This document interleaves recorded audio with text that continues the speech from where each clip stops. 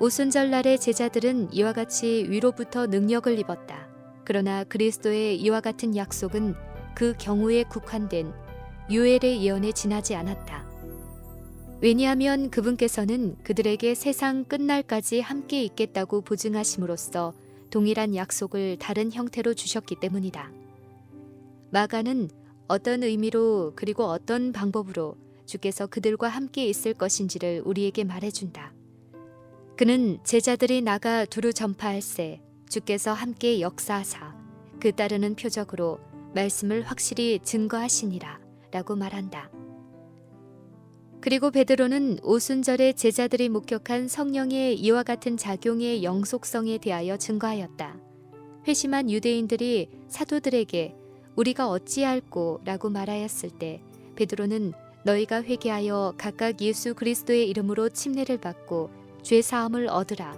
그리하면 성령을 선물로 받으리니 이 약속은 너희와 너희 자녀와 모든 먼데 사람 곧 주 우리 하나님이 얼마든지 부르시는 자들에게 하신 것이라 라고 대답하였다.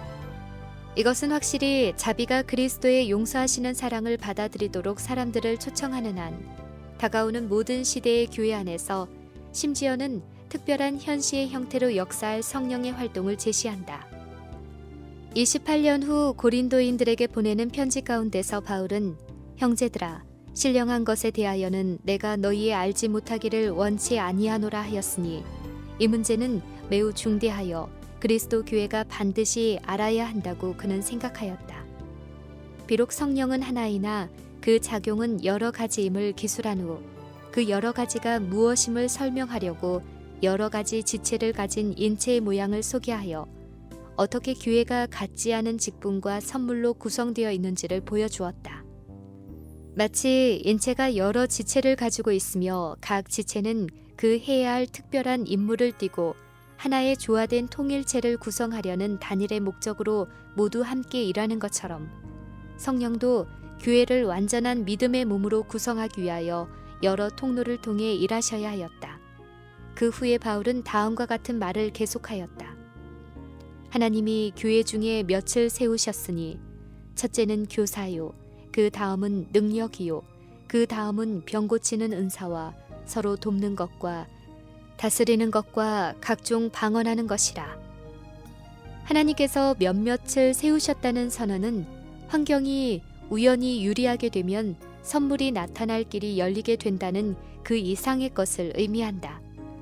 이는 차라리 이 선물들이 교회의 참된 영적 조직의 영구적 부분이 되어야 하며 만일 이것들이 활동적 작용을 하지 아니하면 마치 인체의 상태에서 어떤 지체가 사고나 질병을 통하여 절름발이와 무력한 자가 되는 것처럼 교회도 그렇게 되리라는 것을 의미한다.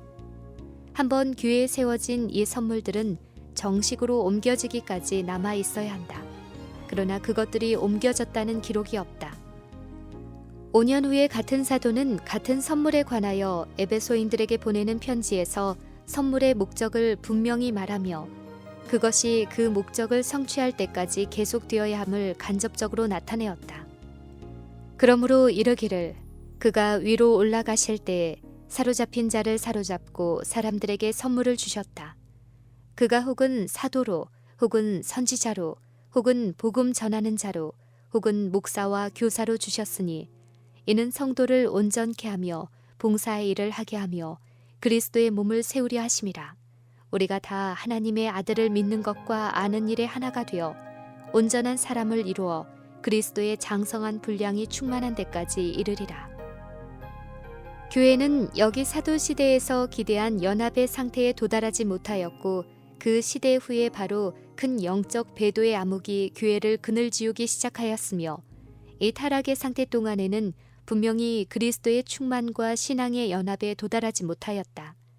그것은 또한 최후의 은혜의 기별이 모든 족속과 백성과 모든 사회 계급과 모든 그릇된 조직체에서 한 백성을 불러 모아 그들이 인자의 오심을 위하여 기다리며 모든 복음 개혁을 완성할 때까지는 도달하지 못할 것이었다. 그리고 진정으로 교회가 자신의 경험 가운데서 그의 위로와 인도, 격려와 보호가 되도록 임명된 모든 작용들의 유익을 필요로 하는 때가 있을 것 같으면 그때는 경험과 훈련을 통해 악한 일을 위하여 거의 완벽하게 준비한 악의 세력들이 최고의 기만을 행함으로 할 수만 있다면 택하신 자라도 미혹하려고 하는 마지막 날의 위험 가운데 있을 것이다. 그러므로 그것은 매우 적절하게도 마지막 날에 교회의 유익을 위하여 성령을 부어주신다는 특별한 예언들 가운데 나타난다. 그러나 그리스도 교계의 현행 인쇄물 중에는 성령의 선물이란 다만 사도 시대를 위함이고 그것은 단순히 복음을 심기 위하여 주어진 바 된 것이므로 일단 복음이 선 이상 그 선물은 그 이상 필요되지 않고 결국 교회에서 곧 사라졌다고 흔히 가르친다. 그러나 사도 바울은 그 시대의 그리스도인에게 경고하기를 불법의 비밀은 이미 발동하였고 그가 떠난 후에 흉악한 이리가 저희에게 들어와서 그 양떼를 아끼지 아니하며 또한 너희 중에서도 제자들을 끌어 자기를 좇게 하려고 어그러진 말을 하는 사람들이 일어나 제자들을 끌어갈 것이라고 하였다. 그런 고로 바로 이런 악에 대한 보호책으로 교회에 두신 선물들이 그 당시의 목적을 성취하고는 지나가 버렸다고 하는 것은 있을 수 없는 일이니 이는 그 선물들의 존재와 도움은 사도 자신들이 활동하던 때보다도 그 후에 있을 형편 아래 더욱 필요되는 까닭이다.